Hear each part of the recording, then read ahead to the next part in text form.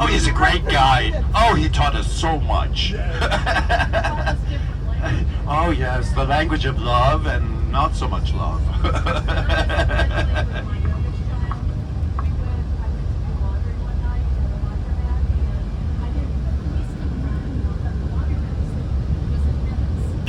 Oh, it's an accident waiting to happen. Yeah.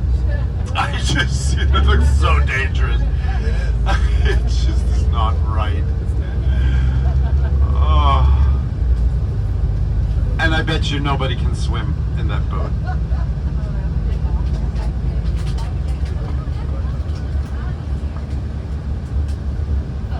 No, that's a bad idea.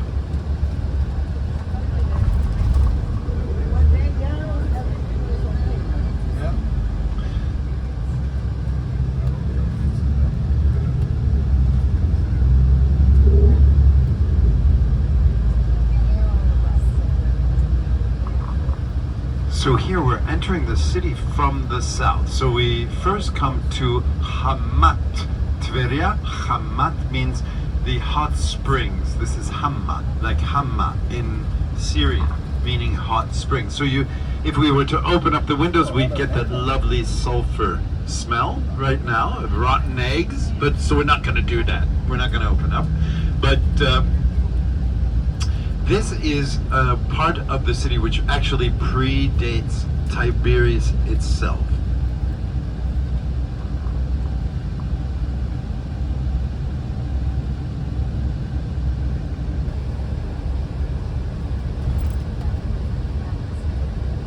Tiberias?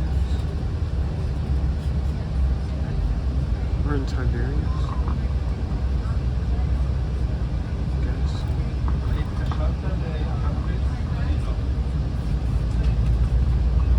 Some people going to the beach.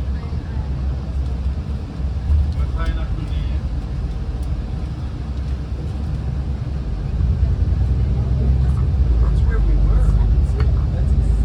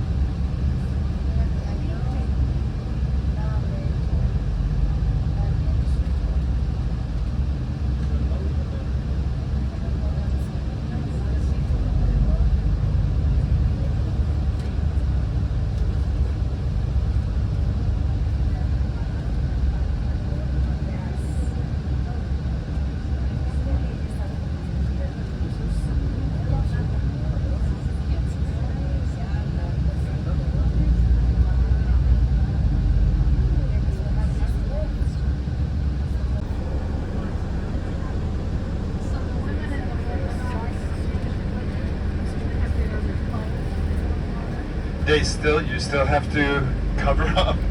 You cannot show your body. So you have to have like a burqa kind of a thing. Usually women do not bathe, usually you do not see men and women bathing at the same time.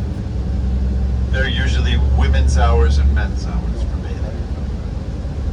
In a beach-like situation. Yes. Or the father can take the children too.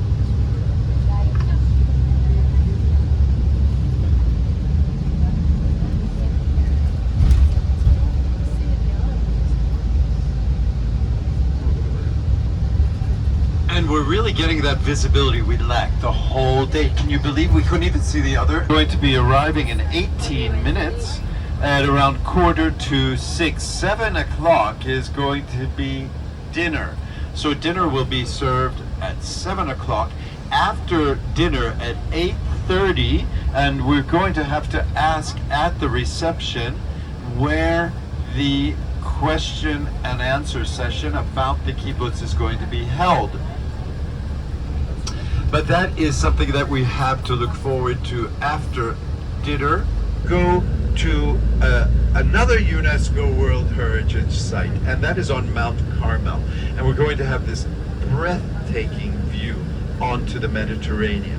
When we're going to have the Baha'i Gardens in front of us, and which is, by the way, this is the world center of a world religion, is in Haifa. And then after that, we're going to go to none other than Caesarea Maritima, This is Tiberias. or the port city that Herod built. This is along the coast.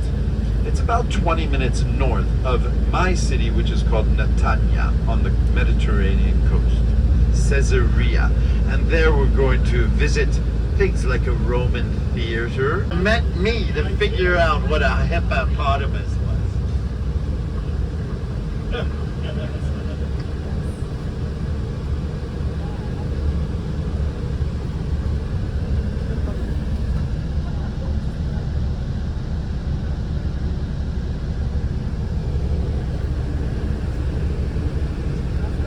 This beautiful scenery in this. It's the golden hour.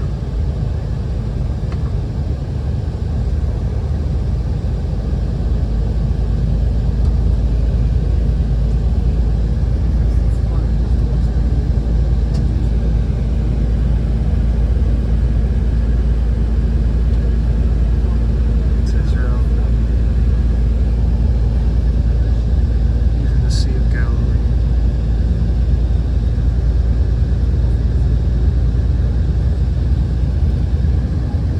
Right now at 3 o'clock on top of the mountain, Tzfat. That is the city we visited, all the way up on the mountain.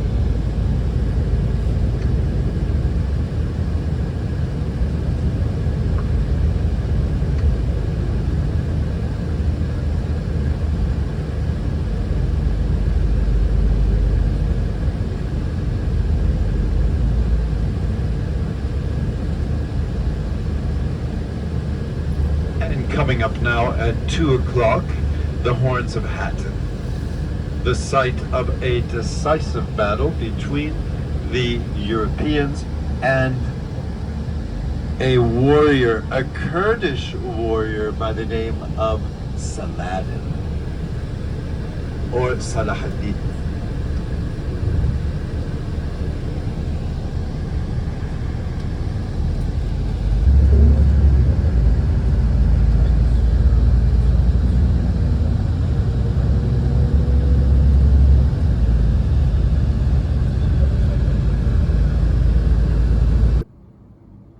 Yeah, back from a long day. Went to the Mount of Beatitudes, Capernaum, Sea of Galilee, and came back here to the hotel. Here's the view of the hotel. Kibbutz Lavi Hotel in Lower Galilee. And yeah, had a very good day. I asked the tour guide if he was born in the United States because he kept talking about how he's actually born in Philadelphia, and he spent like 1 year here, I think he said, after high school. Then he moved to Sweden, but he's been living here for the past 8 years. But he's an American. He's really a nice guy, very knowledgeable, has a really good sense of humor, describes himself as a secular Jew. And, you know, maybe I shouldn't have said he's right-wing. I mean, he just has views that, about Israel's enemies that are, you know, what you hear often. And I can't blame anybody living here for being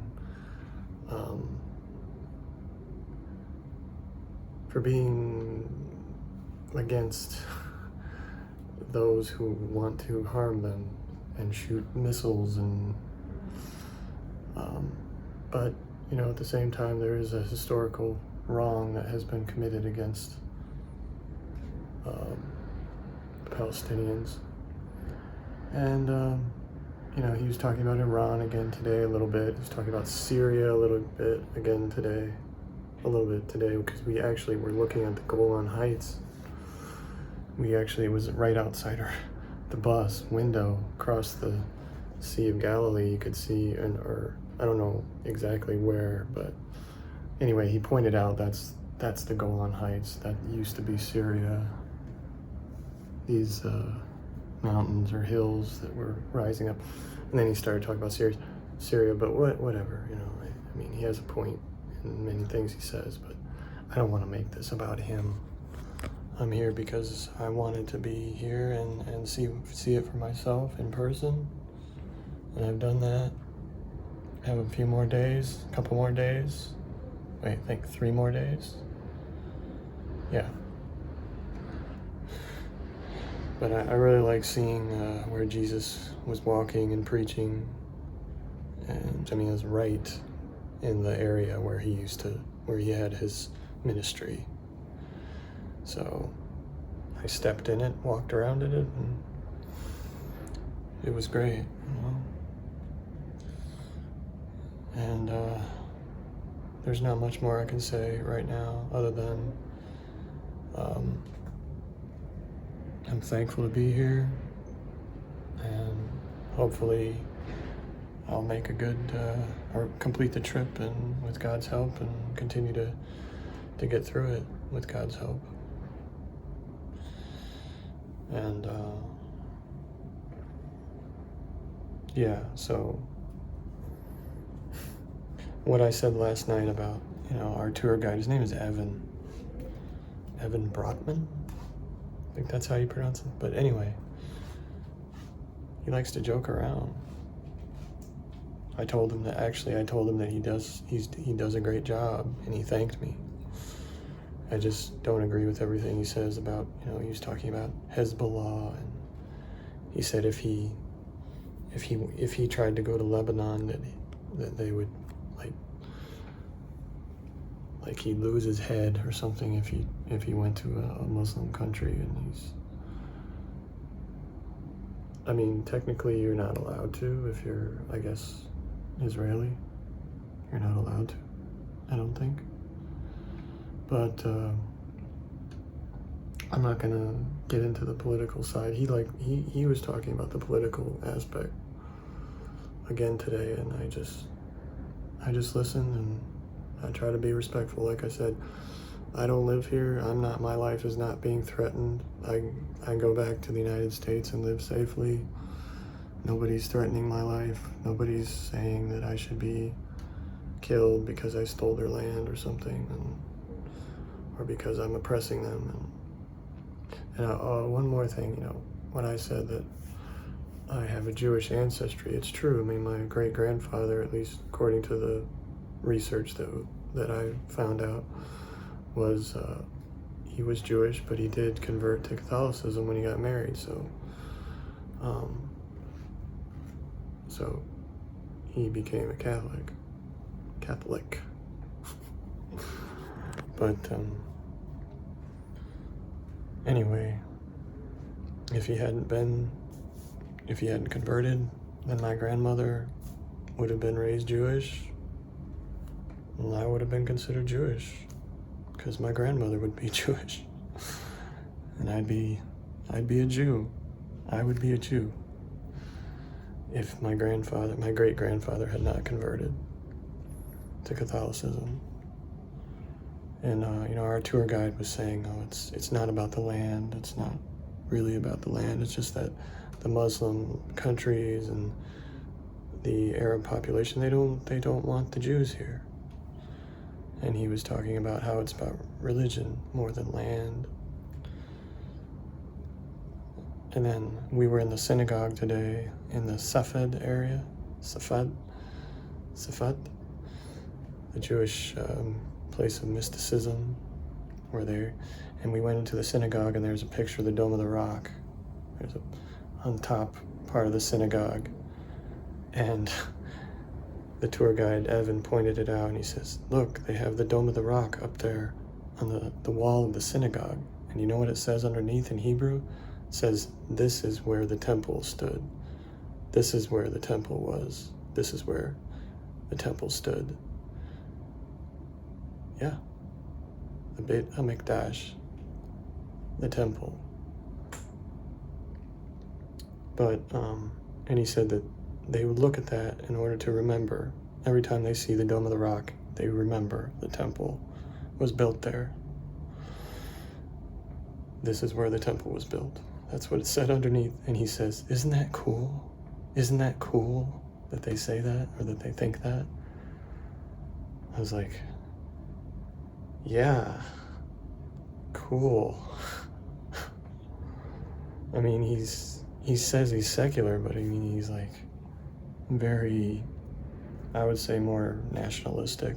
And he says, you know, Zionism and Judaism are really intertwined, because they pray towards Jerusalem and so on. If I wasn't going to say anything, but I would say that they're not the same. Zionism and Judaism are not the same. And you can be opposed to Zionism and also be Jewish. And there are Jews who don't support Zionism. But anyway, I don't want to get into it anymore. Like I said, I'm a visitor. I really don't know that much about it. I'm just still learning. You know, I've read a little and watched a couple documentaries or whatever. I'm not that, obviously, I have to have some humility and say that I'm not that knowledgeable about this area and this history, and I've learned a lot, you know, from being on the tour. We walked past a bar mitzvah today. They were having it on the street in Safad. And yeah, that's when the boy becomes a man and is responsible for his religion. He's responsible for praying, to pray on his own. That's what happens when you become a man in Judaism. You have to take responsibility for your religion and pray when you're 13. So I didn't know that. I didn't know that. I did not know that's what the bar mitzvah was about.